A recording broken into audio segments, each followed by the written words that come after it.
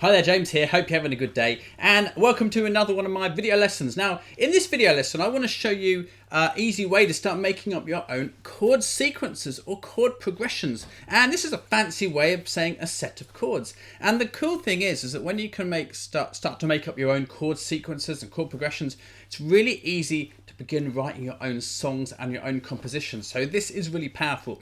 Now, loads of people often say to me when I'm teaching or ask me online, how do I know which chords belong together? Is it just a case of randomly plucking a bunch of chords out, putting them together? Well, that can work sometimes, but most of the time there's a much simpler way of doing it, and that's exactly what I'm going to show you in this video. We're going to look at how to make chord sequences using the chords in a key. So if you don't know this, stick around, because in a couple of minutes it's just going to absolutely blow the lid off your guitar world, and you'll be able to make up your own chords, sequences and songs really quite easy.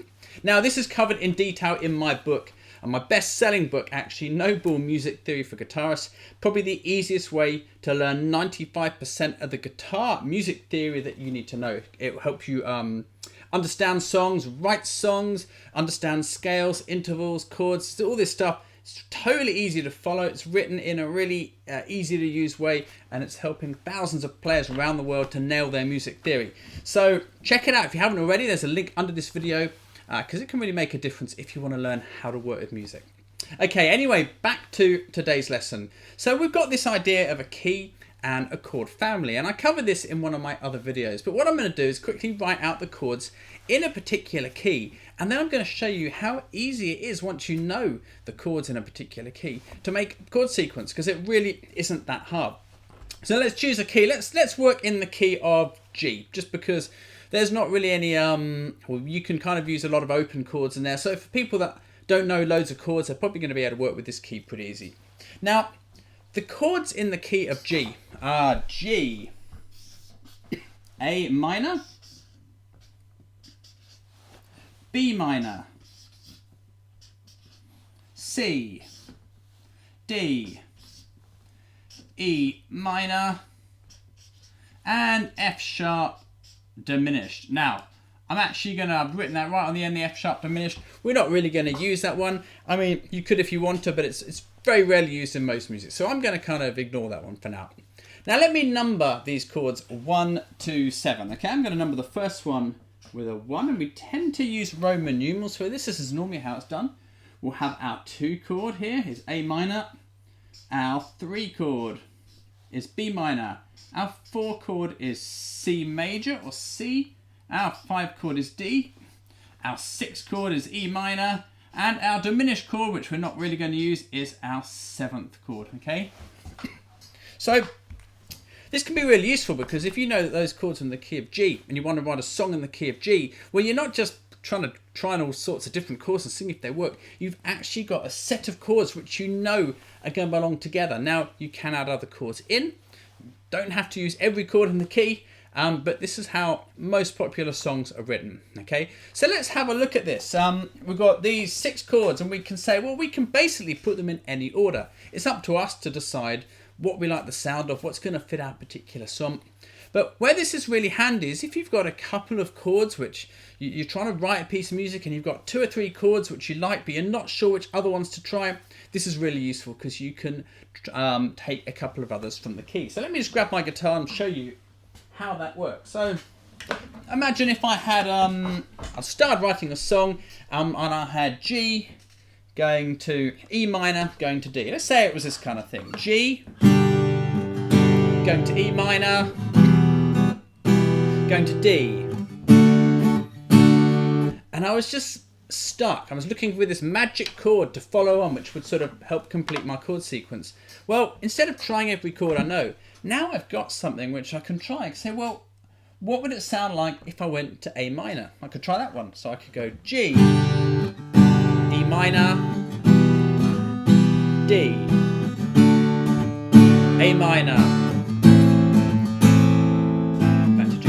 It sounds pretty cool. I mean, that works. It's the kind of thing you'd hear in a well-known song. Maybe you could go back to your C chord instead. So you could go G, E minor, D, and C. That's a very common chord sequence. Let's have a listen to that one. So I've got G, E minor, D, C, G. Again, that could work too. Let's take another example. Let's say our chords were going G to B minor. We're going from our first chord to our third chord. I'm going to talk about that in a little bit more detail in a moment. But say we've got G to B minor and we're a bit stuck, can't find the next chords that are going to fit. Well, maybe we could try going up to C. So I've got G, B minor. I'm going to go up to C now. Stay on it for a bit and then go back to G. B minor, C. So it's really just a case of trying out the different options that you've got here. Because I can tell you that, you know, all these chords, because they're all in the same key, they all kind of belong together and they'll generally sound pretty good no matter what order you put them in. I'm really generalizing there, but, you know, I want you to experiment with it. So don't be afraid to try anything because lots of different combinations can work, okay? So you've gone from this idea of being stuck with a couple of chords and not knowing what other chords are going to work with the chords you've got in your song. Suddenly, you've got a choice that you can start to try. So how do you know what the chords are in other keys? Well, I mean, to some extent, it's a case of learning them. You can go back and watch my other music theory videos on keys in this series. That's going to help you understand. Also, in the book, I'd go through this in more detail. I actually give you a table. Let me just find that for you. There's a table in the book here which shows you all the chords in every key. Okay, so here it is. So, you know, something like that is handy too. Shows you all the chords in every key. So if you're writing a song in a particular key, you kind of know what chords you can choose from. Okay. Now, a couple of common questions about working with this material. Let's say we were writing a chord sequence in the key of G using this chord family. Do we have to start on the G chord? Sometimes people think you've got to start on the G. Well, no, you absolutely don't. You could start on the A minor. I might go A minor, C, D, G. And that would sound really good. So we don't have to begin on the G chord every time. Here's that example I just quoted there. We'll go A minor, C, D, G, A minor. Okay, that sounds great. We could go E minor, C, D, G.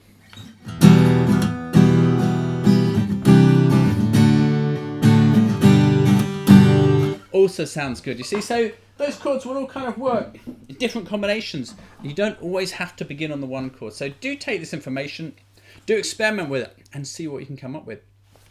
Now, one last thing I just want to point out before we move on from chord sequences, and I have talked about this in a couple of my other videos, but let's just talk about this Roman numeral business at the top here, okay? So this is the bit we're looking at here. You can see we've numbered these chords 1 to 7, and this helps us to understand what's going on in our chord sequences, okay? So let's say we were in the key of G and we had a chord sequence which was going G, C and D, okay? So we had G for a bar, we had C for a bar, and we had D for 2 bars.